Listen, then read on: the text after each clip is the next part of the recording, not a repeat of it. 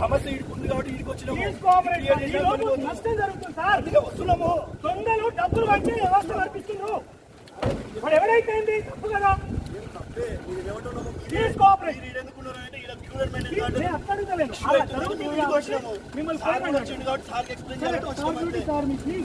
Patrolling చేస్తాం. గొడవలు అవుతాయి, మాకు శక్తి బాగా ఉంది ఎవరు తట్టుకోలేని చెప్తున్నా నేను. నాటకాలు ఒకరిని కొట్టారు. ఇప్పుడు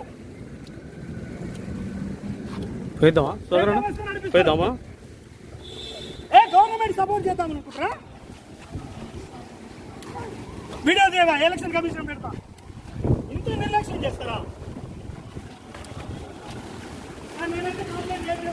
స్పీడ్ కోఆపరేటర్ మీ ఆధ్వర్యంలో నడుస్తుందని చెప్పలేరు. ఇప్పుడు నేను నిరాహార దీక్షలు కూర్చుంటా.